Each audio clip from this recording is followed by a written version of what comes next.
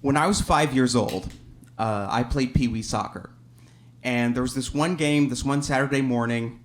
It was a really intense game. My teammates were really going after it, and I was just running up and down the field. Just back and forth, just running to keep up. And my dad's in the stands, and he is losing his mind. He's like, Grant, go after the ball! Grant, you've got to go after the ball! Come on! And no change, just running. Back and forth. And we finally get to a break, and he pulls me aside, and he goes, Grant, buddy, you have got to get after the ball. Why won't you go after it? What's wrong? And my honest 5-year-old response was, they won't let me have my turn. Because the way we practiced was that we all took turns kicking the ball into the goal and running drills up and down the field. And I guess somewhere along the line, I just thought that's how the game was played. And my dad looks at me and goes, no, buddy, no. You gotta, and I'm just watching his expectations for me die in his eyes. That should tell you everything about my biggest problem as an athlete. Growing up, I played all these sports, soccer, t-ball, basketball, but my problem, other than, a lack of skill or interest, was I didn't have that kind of competitive aggression you need to get ahead in most sports, that feeling of just like, it's not enough that I beat you, I need to smear your face into the dirt. I won't win unless I murder you. I didn't have that. I didn't have that at all. But here's the thing, I'm from Gardendale, Alabama. And that's the kind of town where if you're a boy and you don't play some kind of sport, you're not that cool. And my tendencies started to lean more towards singing in the choir and being in plays and making books with my friends, more artistic endeavors.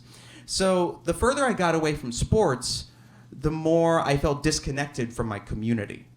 And the more it made me kind of start to question my own manliness. Then I got to 7th grade. And one day, over the morning announcements, we hear them say that the wrestling team is looking for new members.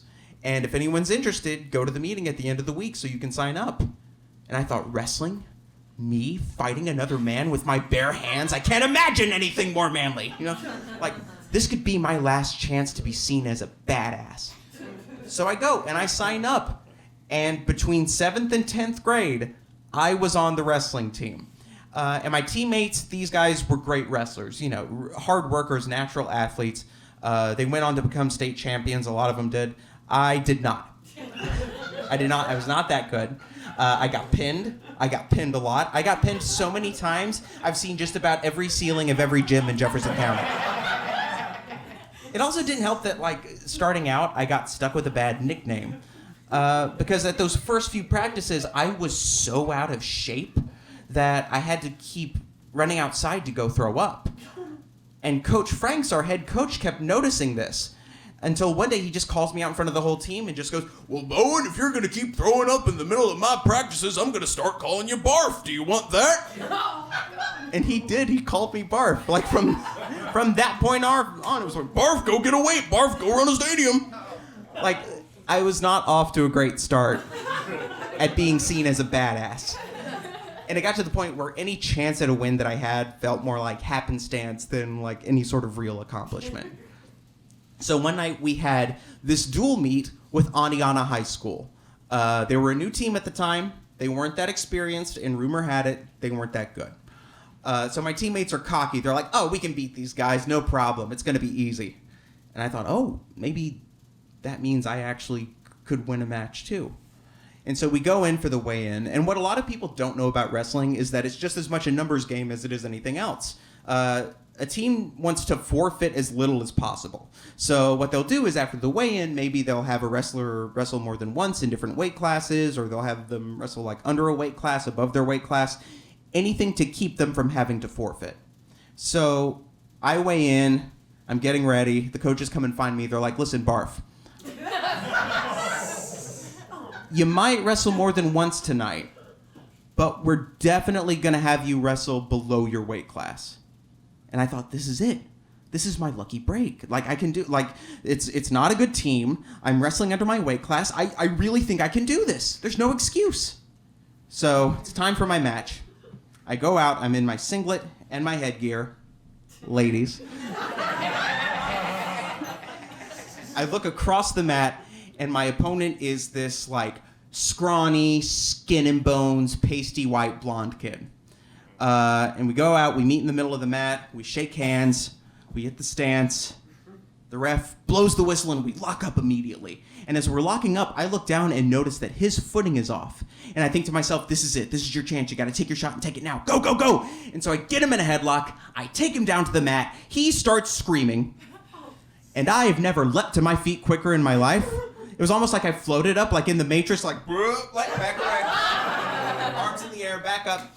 And he's rolling around on the mat, clutching his leg, groaning in pain. And like the coaches are checking on him, the medics are checking on him. I'm like, and I look over at Coach Franks, and he's just like, she starts like, I don't know what you did either, barf. So they finally decide he can't go on, which means I win the match.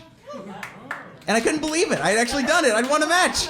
Like, I go out to the middle of the mat, and the ref raises my arm, and the crowd cheers, and I just soak it in like, I got my turn!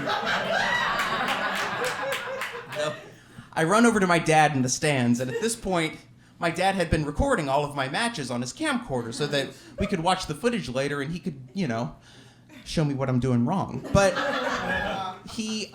so he shows me what happened, and I get to see it. So when I got him in a headlock and our bodies went this way, his legs stayed planted. So his knee went this way. And so as we went down to the mat, his leg kind of folded in on itself. I had broken this dude's leg. And at that point, any excitement I had had about the win just dissipated. And it was replaced with this guilt, because I had really hurt this guy. And so I run and I try to go find him, and he's being kept off to the side. They've got his leg propped up and taped with ice. And I tell him, hey man, listen, I did not mean for that to happen the way it did. Like, I'm really sorry. I hope you're going to be okay. And he's like, hey man, it's fine. And so we shake hands, and eventually the ambulance shows up, and I see him get carried out on a stretcher. And it's at this point, my coaches find me and go, oh, Bowen, listen, you're going to wrestle again. This time you're wrestling above your weight class. And I look across the mat to see that my next opponent is like a good foot taller than me, really mean looking, and definitely not scrawny. And as I'm looking up at the ceiling, shoulders on the mat, knee pulled up to my ear, I think to myself, karma's funny. I go back to school the next week, and I run into my teammate Heath in the hallway. And Heath goes, hey, Bowen, the way you broke that kid's leg in Aniana, that was awesome, man. Hey, I got a new nickname for you. Tell me what you think. Bone Crusher. You like that? You're Bone Crusher Bowen. That was Heath. That dude went to seminary.